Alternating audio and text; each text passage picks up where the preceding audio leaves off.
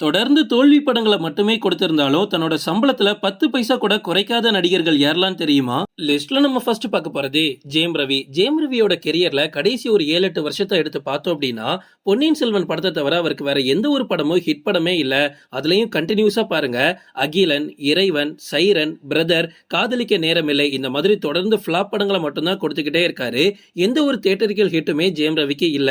இதுக்கு இடையில அவருக்கு டைவர்ஸ் வேற நடந்துச்சு. சோ பெர்சனல் லைஃப்லயும் சரி, சினிமா வாழ்க்கையிலயும் சரி, அவருக்கு நல்ல விஷயம்னு கடைசி ஒரு 7, 8 வருஷத்துல எதுவுமே நடக்கல.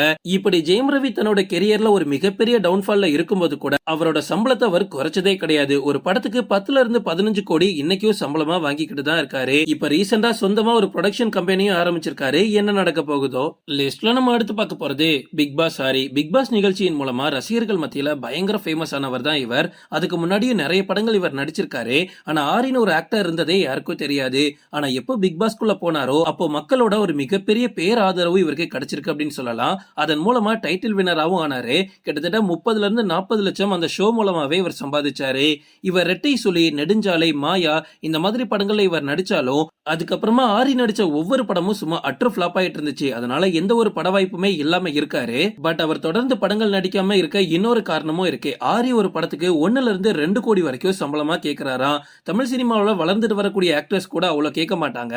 ஆனா ஆரிக்கு கோடிக்கணக்கில் சம்பளம் கொடுக்கணுமா அப்படின்னு நிறைய ப்ரொடியூசர்ஸ் தன்னோட படத்துல அவரை கமிட் பண்ணாம இருக்காங்க.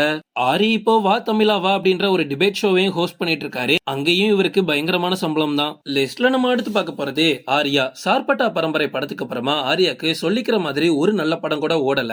இன்னும் சொல்ல போனா சார்பட்டா பரம்பரை படம் தியேட்டர்லயே ரிலீஸ் ஆகல, அது ஓடிடி ரிலீஸ் தான். அந்த விதத்துல தியேட்டரிக்கல் ஹிட் அப்படின்னு பார்த்தா ஆர்யாக்கு கடைசி 10 வருஷத்துல ஒண்ணுமே இல்ல போல. அந்த அளவுக்கு ஒரு மிகப்பெரிய டவுன்ஃபால்ல தான் இருக்காரு. ஆர்யா சார்பட்டா பரம்பரை படத்துக்கு அப்புறமா எனிமி, கேப்டன் இந்த மாதிரி படங்கள் எல்லாம் நடிச்சாரு. எல்லாமே ஒரு அட்ரு ஃபிளாப்பான படம் தான். அதுல டெடி மட்டும் பாக்குறதுக்கு ஏதோ கொஞ்சம் நல்லா இருக்கும். சோ இவ்வளவு பெரிய டவுன்ஃபால் இருக்கக்கூடிய ஆர்யா இன்னைக்கும் அவரோட சம்பளத்தை கொஞ்சம் கூட குறைக்காம ஒவ்வொரு படத்துக்கும் ஏத்திக்கிட்டே வராரு. இப்ப ஒரு படத்துக்கு ஆர்யா கிட்டத்தட்ட 10 கோடி வரைக்கும் சம்பளமா கேட்கிறாராம். இதனால தயாரிப்பாளர்கள் சின்ன பின்னமா இவர்கிட்ட சிக்கிட்டு இருக்காங்க. ஆர்யா இப்போ சார்பட்டா பரம்பரை 2 படத்துல நடிச்சிட்டு இருக்காரு. இது கண்டிப்பா தியேட்டர்ல தான் ரிலீஸ் ஆக போகுது. இது மட்டும் ஒரு மெகா பிளாக் பஸ்டர் ஆயிடுச்சுன்னா போதும், ஆர்யாவோட மார்க்கெட் எங்கேயோ போயிடும். லிஸ்ட்ல நம்ம அடுத்து பார்க்க போறது ஜீவா. கோ மாதிரியான ஒரு தரமான படத்துல நடிச்சுக்கிட்டு எஸ்எம்எஸ் மாதிரியான ஒரு ஜாலியான படத்துல நடிச்சுக்கிட்டோம் ஜீவாவோட மார்க்கெட் இந்த அளவுக்கு சரியும்னு யாருமே நினைச்சு பார்த்திருக்க மாட்டாங்க. ஜீவா ஒரு கட்டத்துல எந்த ஒரு பட வாய்ப்புகளும் இல்லாம டபுள் ஹீரோ சப்ஜெக்டான களத்தில் சந்திப்போம் படத்துல நடிக்கிற அளவுக்கு மார்க்கெட் இழந்து போனாரு.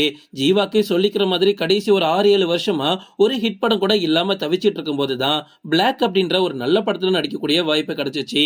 அது தியேட்டர்ல ஒரு நல்ல விமர்சனங்களை வாங்கி ஓரளவுக்கு ஒரு டீசென்டான ஹிட் படம் அப்படின்னு சொல்லலாம். ஆனா ஜீவாவோட இந்த டவுன்ஃபால் மேல வரணும் அப்படின்னா ஒரு 100 கோடி கலெக்ஷன் படம் அமைகிற மாதிரி ஒரு வேற லெவலான படத்தை கமிட் பண்ணி அவர் நடிச்சா மட்டும்தான் முடியும். பட் இவ்வளவு சிச்சுவேஷன்ல கூட ஜீவா ஒரு படத்துக்கு 6ல இருந்து 8 கோடி வரைக்கும் சம்பளம் வாங்குறாரு. லிஸ்ட்ல நம்ம அடுத்து பார்க்க போறது விஷ்ணு விஷால். விஷ்ணு விஷாலோட கெரியரே ஒரு கிராஃப் மாதிரி தான்.